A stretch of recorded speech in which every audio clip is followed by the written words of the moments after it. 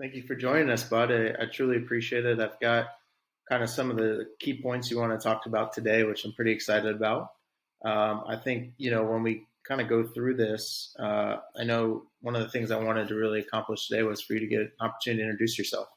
I know you've shared some great content with the community thus far, and we've had some outstanding feedback just on kind of your engagement. And so, with that in mind, I think maybe just give you the floor and just kind of share a little bit about your journey and where you are today and the good things that you got planned for 2022. Yeah. So first off, good to be a part of this community, and I love you, brother. Good friend of mine. I love everyone in this community already because if you are a believer in what Cadigan does, then we are a very similar type of person. A man that wants to be better in every area of their life, and so we can bond over that. But yeah, my name is Cole Taylor. I am from Oklahoma City, Oklahoma. I was born and raised here in Oklahoma, about an hour and a half from here, in a city called Tulsa. And what I would describe myself as is a performance coach.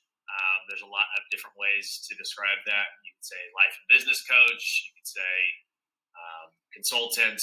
I like talking about performance overall. Because typically when I'm doing coaching, it's not just in one specific area. It's how the person or the business performs as a whole, which oftentimes is not just in one specific area. It's a well-rounded picture. It's what does their health look like? What does their mindset look like? What does their business strategy look like? What does their relationships look like? Because it all plays together. That's the same for you in your life.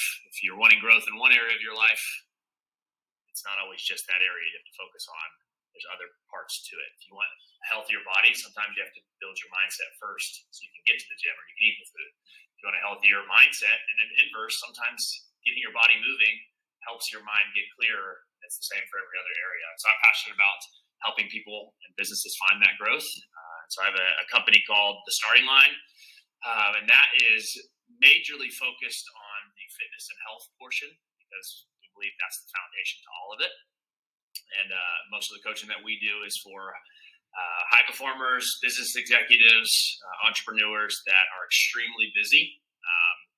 They're traveling a ton, they're running businesses, their schedule's crazy, and we help them find both the time and the path, by giving them the tools and the coaching to get their body and their minds in check, ready to perform at their best for their business. And then I personally do some business and personal development coaching as well. I need to be a part of some other communities. But as far as my journey, I have a weird background that kind of culminated into this picture of that is now kind of full coaching because I actually have tons of experience in all these areas, not just because I was trying to pursue a bunch of different things. It's just I'm kind of a stereotypical box checker, like addicted to achievement. It's what I'm recognizing in myself. It was my way of coping with the pain that I've had in my life. I bet some of you guys have experienced something similar to that. As your way of coping is I'll just work harder and I'll bury myself in achievement, and maybe it's not drugs or maybe it's not alcohol for you. It's, hey, how about I just work harder and I accomplish something that'll make me feel better about myself.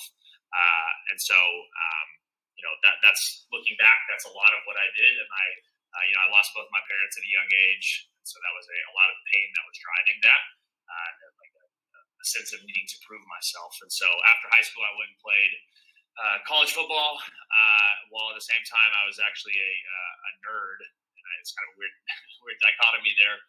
But I played D1 football, but I was on an academic scholarship actually, because I just buried myself in the books and I had to invest in everything. Whenever I finished college, I went straight into full-time ministry. Weird transition. I worked at a church. I was a pastor. Technically still am. I just don't work for a church anymore. But I thought that was the best way that I could help people. And that was kind of the family that I grew up in. That's how you make an impact on the world. That's how you accomplish something great, is by stepping in to work for a church. And so that was my first step outside of university. But I had a business degree, and there was still part of me that wanted to build something, was competitive, achieving. And I found pretty quickly that the church walls wasn't the place that I wanted to make the impact. It was a place that I still will always be involved, but there's more outside of that.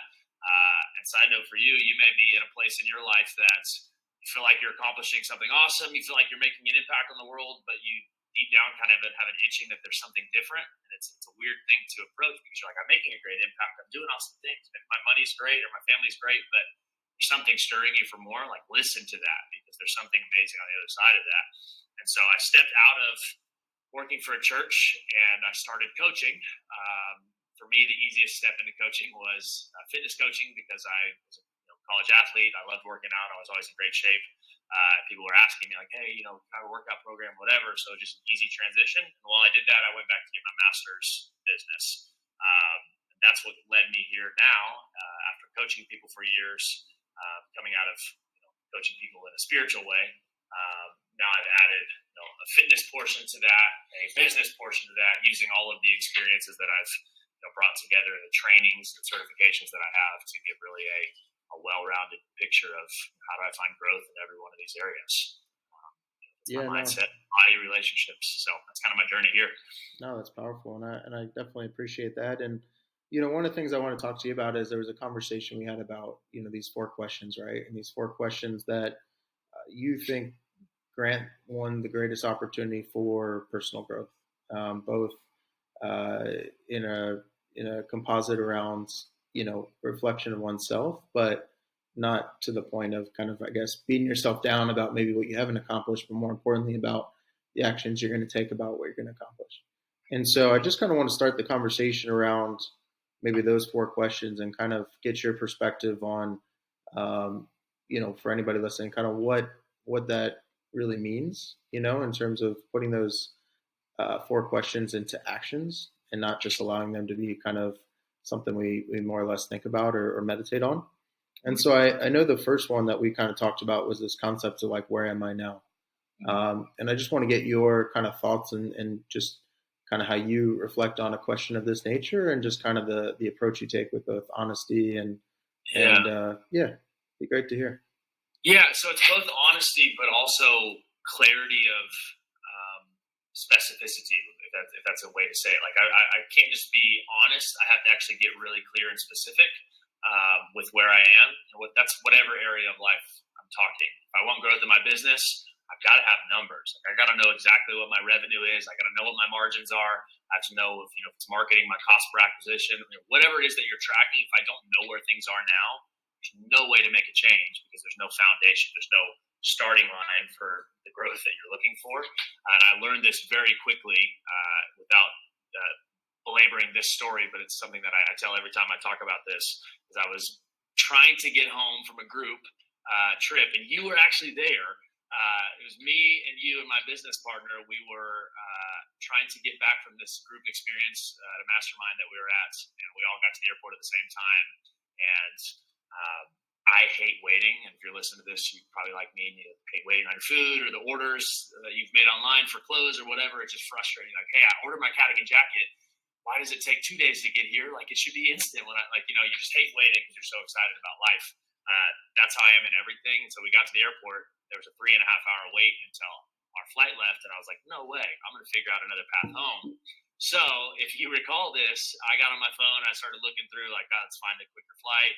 Surely something leaves soon. And I found this thing that left 30 minutes from that time. And I was like, sweet, reroute me, leave in 30 minutes. So I canceled the flight. I booked a new flight, that new one. I told my girlfriend at the time, hey, I will be home early. We can actually see each other before you go to bed. Like let's celebrate dinner. I told my business partner that I was with, dude, you cancel your flight too. Get this flight. So I made all of these decisions and started running down this path. And I told my business partner, I'm like, hey, go do it. Go book this flight. And he's looking and looking and looking. And he's like, bro, like, I'm not seeing what flight you're talking about. And keep in mind, this is in September. And he's looking. He's like, bro, I don't see it. And I'm like getting mad at him. Like, bro, just like, look, it's not hard. And so I finally pull it back up and I scroll through. And in September, I had booked a flight for December. And it was like December 3rd instead of September 3rd. And I totally made all of these wrong decisions based off of a wrong starting point. Like I didn't know where I was, if you want to make that comparison. Because of that wrong information from the start, I went and made all of these sequential terrible decisions that could have, if I hadn't caught it quick enough, ruined the whole trip. It made things even way worse. It made me wait even longer because I actually talked to the people and they said, "Oh, you were actually the last person on this plane, so I'm glad you redid it." And so it's the same thing in our life. So we don't have clarity around exactly where we are in any area. We cannot make good decisions on how to find growth, how to move forward. Think about your business. If I have one decimal point to the left or the right, it totally changes everything. If it's 3,000 versus 30,000, that's a big shift. And if I make a decision off of that, it's going to change everything. So you got to know exactly where you are if you're going to find growth and determine where you're going to be. And that's clear, concise, data driven. I've got to have it down. So if it's your body, I got to know what my weight is. If it's my relationship, that one's a little more abstract, but it's still something you can define. It's like, how many date nights do we have a week? How many times or a month? Whatever we want to track. How many times do I show her love language? If you know her love language or his love language, like how many times do I do that? Like, where am I? Can I create like a data driven starting place? To me, that's where it all begins if they want to find growth. Now, one of the things I wanted to kind of get your point about is, or get your feedback on, is kind of the challenge. I think with this question is, there's a lot of people that just want more for themselves, which I think is super powerful. And I Yeah. think as a reflection becomes some negative self-talk, right? And I heard a statistic the other day, which I thought was pretty outstanding, which is we have between 12 and about 42,000 thoughts on any given day. And of that, over 80% of those thoughts are negative, right? That's human flaw. That's just how we're kind of wired. And so, how do you go from self-reflection and, what are some tactics or thoughts around understanding it and just being honest with where you're at, with allowing that to be more or less a momentum builder for the future and not something that handicaps you from, where you're trying to get to? Yeah. No, I'm a firm believer that our lives move in the direction of our strongest thoughts, and I have to remind myself that over and over again. Whatever I focus on grows. So if I'm going to continue to focus on the negative things or the bad that's happened, I will repeat more of that. And it's not easy not to, because as someone who is driven and high achieving, like I want to beat myself up and try to fix every little thing, but I have to constantly, almost a mental daily decision and minute by minute sometimes decision to say, hey, no, I need to focus on this. Hey, it's a little fuzz is falling everywhere, but it's a repeated decision I have to make to focus on the future. I think that's why, and I love this analogy in cars, the front windshield is way bigger than the rear view mirror because we got to continue to look forward and look at the future instead of looking back. And I just, it's not something that there's any magic to it. I can't like flip the switch and the negative thoughts are gone. Like it's always there. But the more that I practice that muscle of reminding myself, hey, what I focus on grows. Let's focus on the positive. Remind myself. And it becomes like a daily practice that you do instead of a battle almost. Yeah, no, well said. And so, in terms of, I guess the next question that we alluded to is kind of this ability to kind of identify and then, more or less attack in terms of where you want to go and step into your power in the process. I know you kind of alluded to this in the conversations we have, which was, where do I want to be?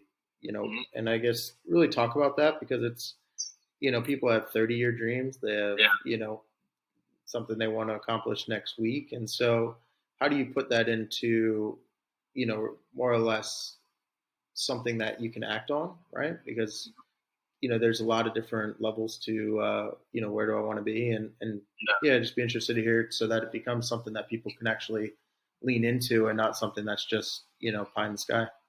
Yeah. And honestly, I think the reality is most goal setting is just arbitrary. Like we're totally just making stuff up, picking numbers if we're honest with ourselves. And so some of that is just the reality of like, if I'm setting a goal, unless the goal is based off of past data and this is how it's trending, and I'm just going to repeat that over and over again, that doesn't happen very often. In real life, outside of business, it's just like, I think I want to be at this weight. And so that's my goal. And we don't know. Maybe that was how we weighed when we were in high school and we thought we looked good. We have no idea what that actually means now. And so for me, to make it very practical, I try to not look too far in the future. Like sometimes it's good to dream and vision and inspire yourself, but like if I can just look a quarter at a time, like 3 months ahead, and say, hey, let's bite off something I can really chew and say, what could I actually accomplish in 3 months. And I don't want to do a pie in the sky, like crazy wild. Like I want to feel it and I want to stretch a little bit, but I'm not going to set an expectation on myself that is nowhere near what I've done in the past. Like sometimes we just need to build some easy wins because it builds confidence. But I'm a big fan of quarters, and I always break my where I want to be or my goals, targets into those 3 month chunks. So that's in every area. That's my internal man. That's my body. That's my relationships. That's my business. The communities we run, we call it family, fitness, focus, and finance. But it's the same concept that I have to get clear on a 3 month target for all four of those areas. I've got to write it down, track it. But even then, honestly, 3 months can still feel like that's a long time. Like that's a lot. So I like to actually reverse engineer those 3 months down into daily habits and daily, like, what do I have to do to get me to 3 months from now? And if I know that I need to lose, let's just make up easy numbers. If I need to lose 30 pounds in 3 months, well, cool. Let's divide that by three. That's 10 pounds in 1 month. And if there's 4 weeks in a month, we're talking about 2.5 pounds a week. That's a bit intensive if you're in good shape, but you get the idea for numbers. And then I can say, okay, I just have to lose 2.5 pounds this week. Now, what action steps or whatever, like then it's a clear, okay, that's not as bad. So I think those quarters then broken down into daily habits allow me to still look in the future and dream a little bit, but also not be too far away. Yeah, no, that's super powerful. I can appreciate that. And I mean, as people kind of think about this exercise going into the new year, what is your kind of recommend? Like, what is trying to accomplish too much, more or less, right? Like, hey, I'm going to do, these 20, 30, 40 things, which is, we all have to have those ultimate goals. Yeah. But like, where do you think his sweet spot is? I mean, you talked about kind of the four pillars, I believe it's family, fitness, finance, and there's one more. Focus. Yeah. Focus. So like, yeah, just maybe speak to that. And is it, really four goals that we should be maybe putting most of our energy and attention to, or? Yeah, and I think some of this is person dependent, but I would say for everyone as a general rule, less is more because the goal is long-term growth, not a quick spike.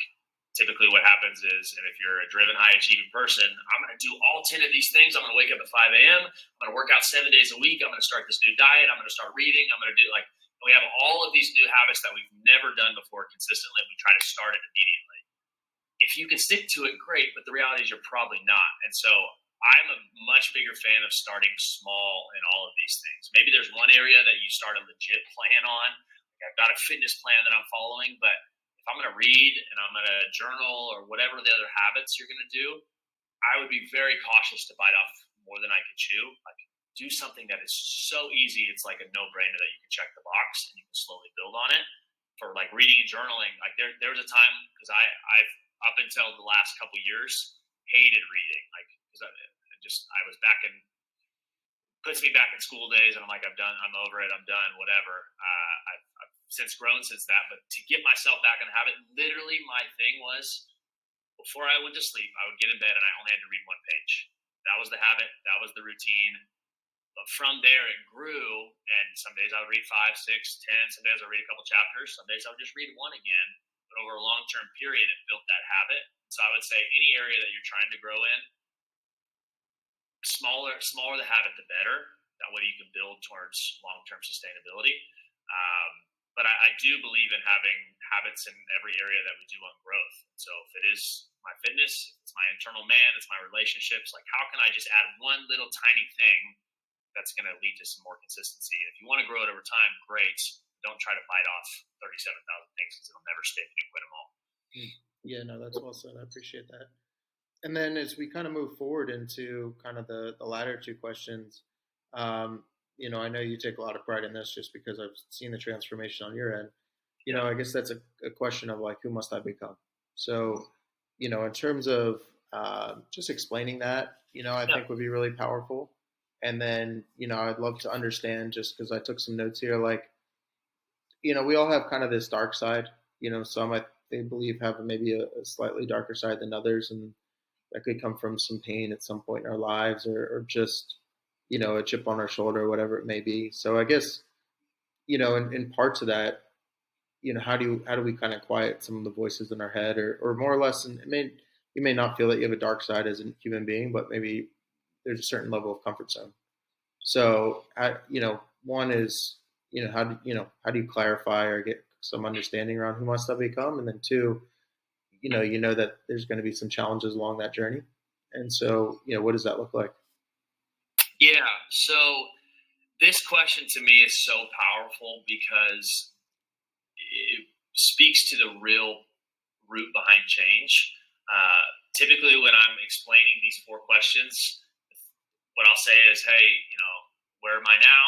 Second is, where do I want to be? And the third question people expect is, what do I have to do to get there? What actions do I have to take to go from where I am to where I want to be? That's the typical thought process we use. But that's the same thought process that has made every time, 99% of Americans start a diet. Once the diet's over, they go right back to where they are. It's the 75 hard mentality. Is I finished the 75 hard, and within 75 more days, I'm right back where I was. And most of these people, and I use fitness because it's such an easy example, and that's a lot of the world that I live in. But um, they change their actions for a time period. Once the challenge or the goal is met, they go right back to where they were. So they changed actions, but they never actually became a different person. And so the result was never sustainable. And I'm not interested in short spikes of like I accomplished a goal, but then I never actually changed, because that doesn't lead really to anything. It just, I might as well have just stayed the same. That was so much effort for nothing. And so if I want long-term sustainable growth, which to me is way more important than just a quick spike and let's score a touchdown and then we suck after that, like that's not what I want. I've got to actually change the identity of who I am. And instead of saying like, hey, I need to lose 30 pounds and here's the steps I take to get there. I need to eat this and I need to do this. We actually need to look at a deeper step and say, who do I have to actually become internally? How do I have to actually think to do those actions? So instead of saying, I've got to get up every day at 6 and I got to go run and I got to eat this food, think about who is the person that would actually live their life in that fit, in shape body? Like, what does that person live like? How do they carry themselves? What habits do they have? And when I begin to think like that, it totally shifts everything. So it's no longer just a challenge that ends. It's actually like an identity and life shift that's being made. And for me, that's how everything is shifted for me, is thinking like, okay, I'm wanting this business growth. When I really started to question these things, I had a 6-figure business, and I was like, I want to get to that 7-figure level. And so, it's like, hey, what are they like? What kind of actions do I have to take to get to the 7-figure level? Is the questions I was asking. But what I really needed to ask, and what I finally understood, is who does the person I needed to become that actually runs that multi-million-dollar business? What kind of person do I have to be in here? How do I think? How do I speak? How do I carry myself? And once I process through that and start to step into that person, the actions just take care of themselves. When I become the person that is 30 pounds lighter or is in super shape, the actions just happen. Like I naturally will get up and go run because I'm that person. And so that's the mentality behind it, is actually, instead of just focusing on the outcome, which can be short term, is changing the identity, which actually pushes way past that. You might actually go way further than the initial outcome was. But I do understand when you talk about the dark side and just the struggle that happens with facing the reality of who you are.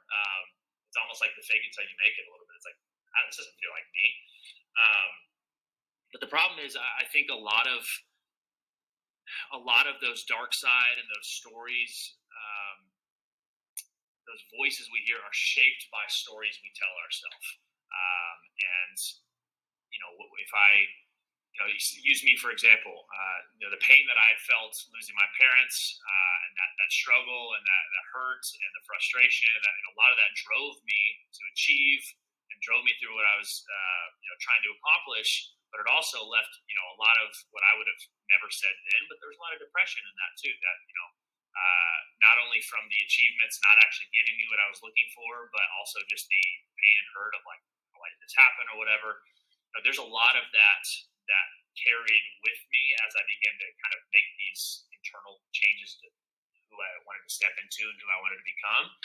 And I had to realize, and this is through a lot of coaching and mentors and people walking me through this, that I can begin to tell myself a different story and look at that same picture from a different lens. It's like a water bottle. If I have a clear water bottle and I look at it from this way, I'm going to see something different. If I look through here, I'm going to see a totally different picture, even though I'm looking at the exact same thing. the same thing happens with the pain or the events or whatever it is in our life that we feel like is that darkness or whatever that's holding us back. If I can just begin to tell myself a different story about that, not the that pain in my life that's destroying me, it's hurt so bad, instead of like that pain is actually producing power in me, it's giving me strength, it's a struggle that I've gone through that's making me stronger and it's going to propel me into this. That's the stuff I had to begin to tell myself and shift my perspective. And I think when you can do that, whatever darkness or struggle you've gone through, if you can just ask yourself, what other story could I tell around this? What can I see? What good can I gather from this? That who no longer feels like a fake it until you make it thing. And that may be a journey. It may not be immediate, but it begins to slowly feel like, oh, this is the person I always was. I just was looking at things the wrong way. If that makes sense. It does. Yeah, no, I've heard there's two things I think, for those that either in business or in life, like I think where I've heard you kind of mention it before, or at least with the program and the guys that you work with around kind of the F1 car and the driver. Yeah.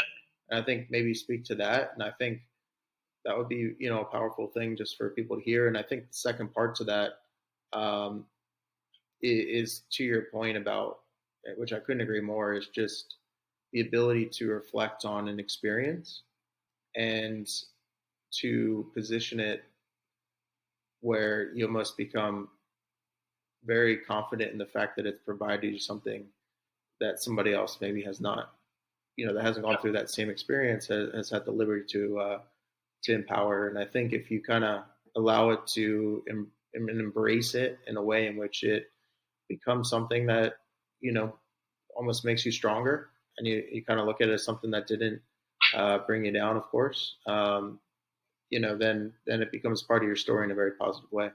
But yeah, speak to the kind of the F1 car and kind of that analogy, because I thought that was pretty powerful and pretty Yeah. accurate. And first off, with what you're saying too,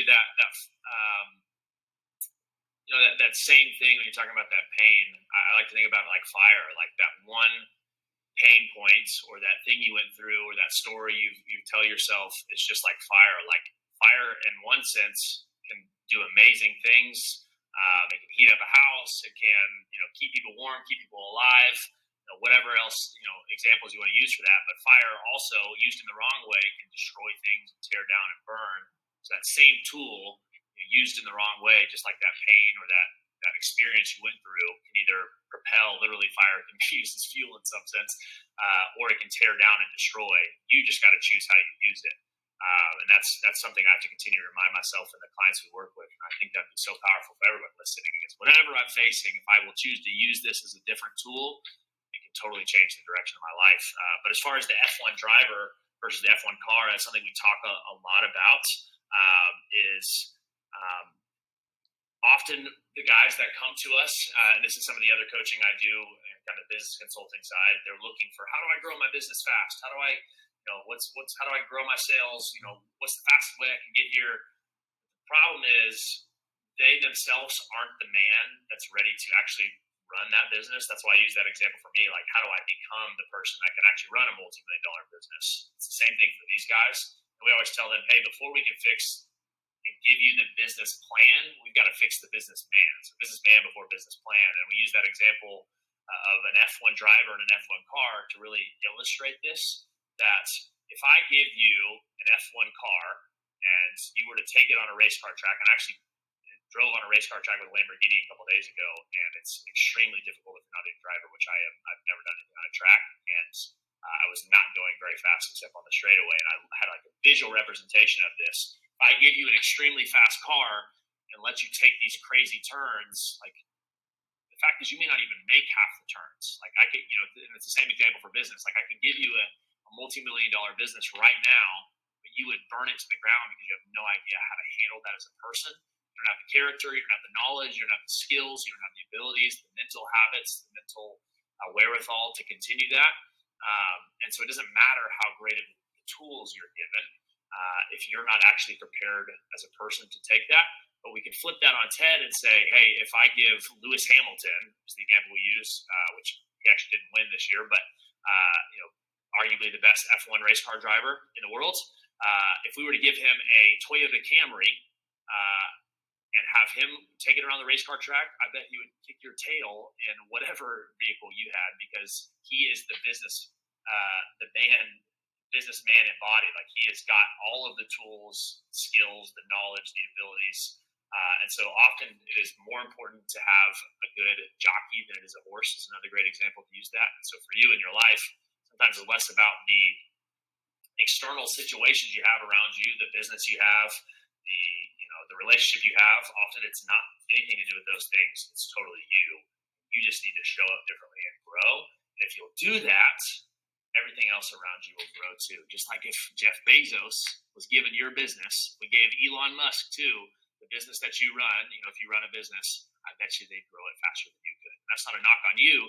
That's just saying like there's still things inside of you and me that need to grow. And if we can grow, there's a lot more potential around us.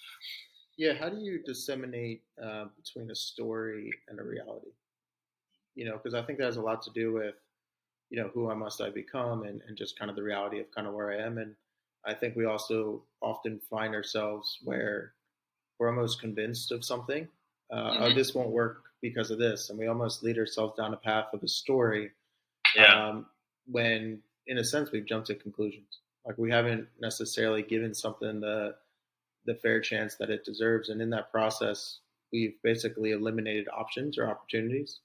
um, and we probably create a situation in which we are the one that is, uh, and to your point about maybe an Elon Musk or Jeff Bezos doing it better, is we are the one that's truly between, we've created a glass mirror that, or a glass wall that, these guys could just kind of walk through, walk around, or they see it, in themselves. And so, yeah, just curious your thoughts on the, one, how to recognize a story, and then two, kind of how to dilute it.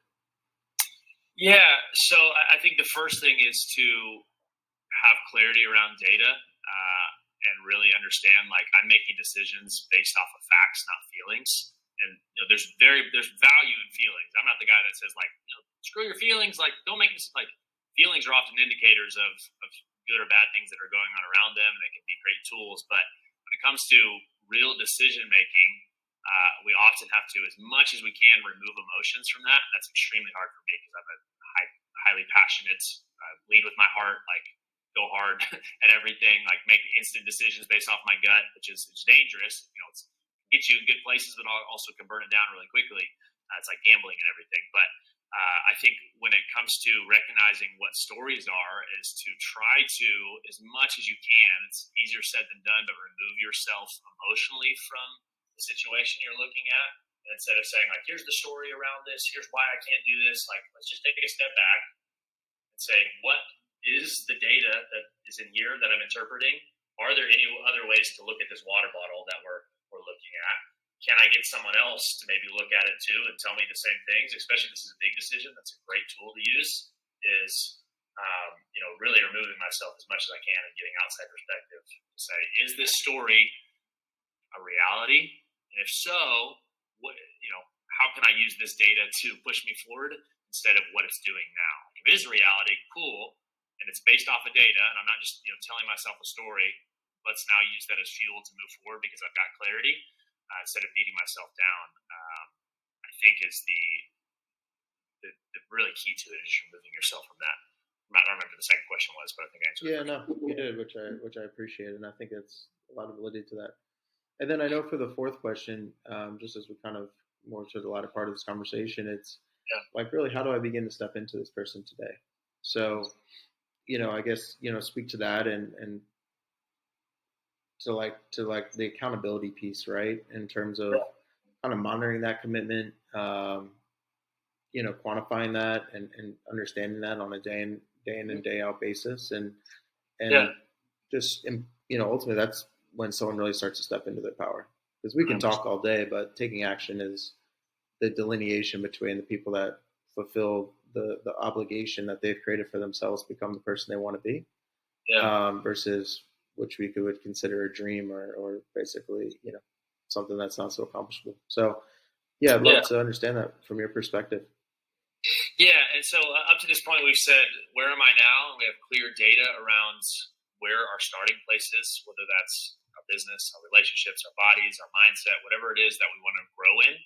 Second is we set targets. We know where I am and where I want to be now.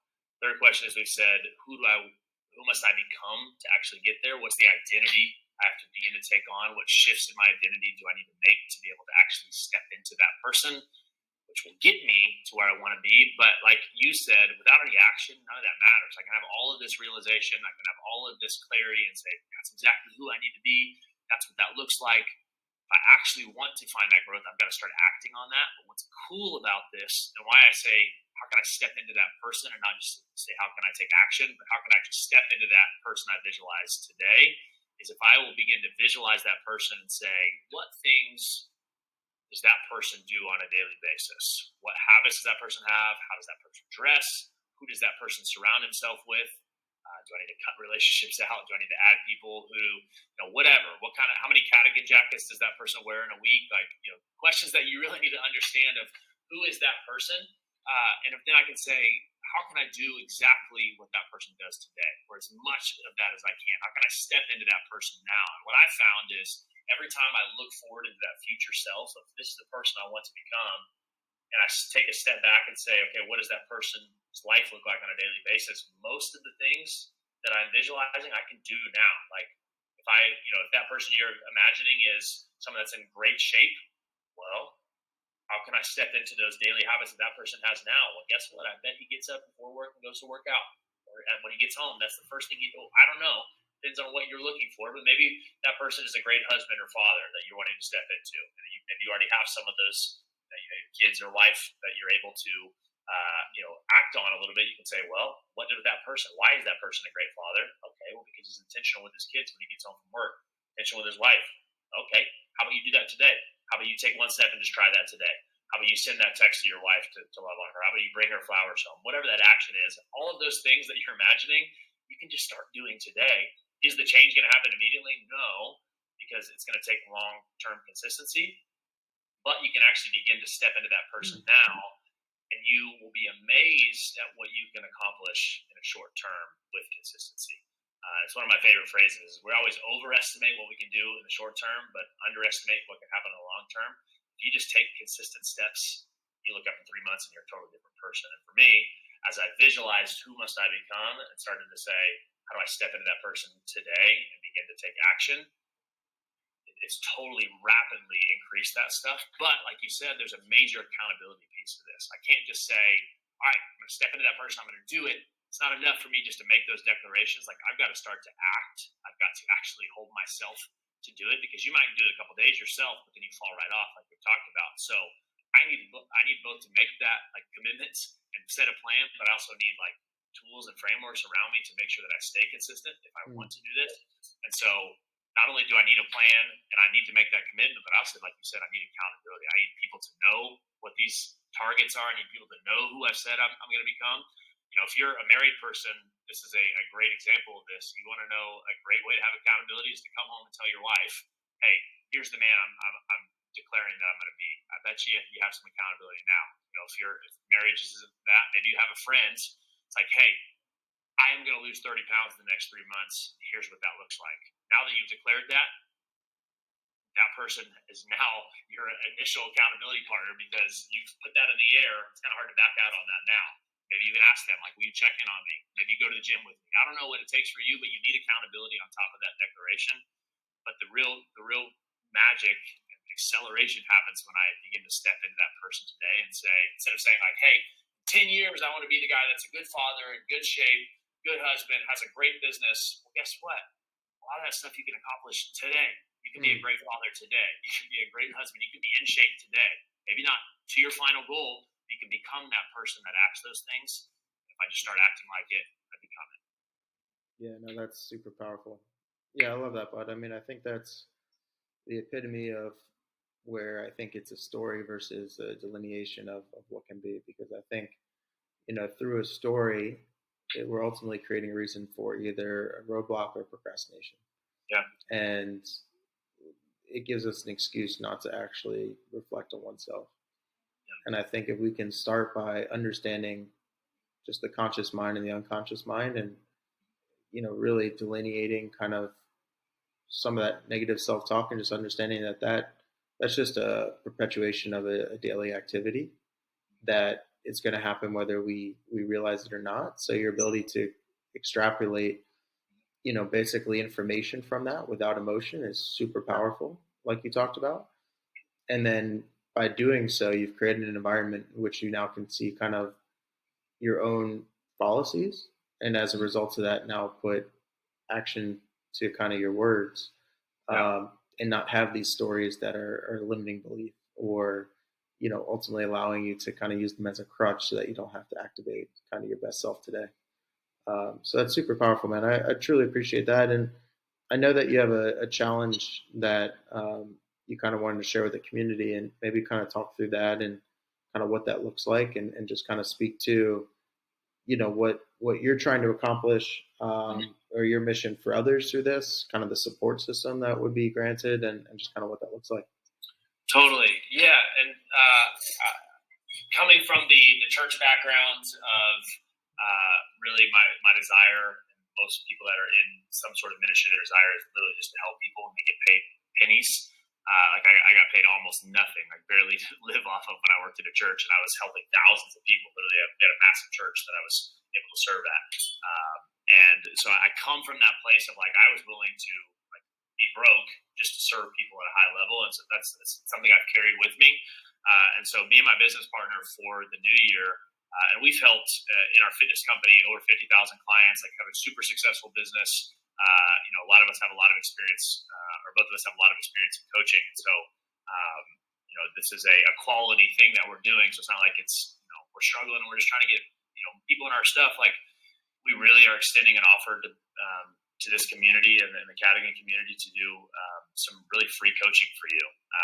And we really just want to help people. And so what we're doing is a free fitness challenge. And I think for you, falling right along in these questions is fitness can be 100% the foundation for everything else. If I would just get my body moving and consistent and healthy and fuel it differently, like I feel like a different person.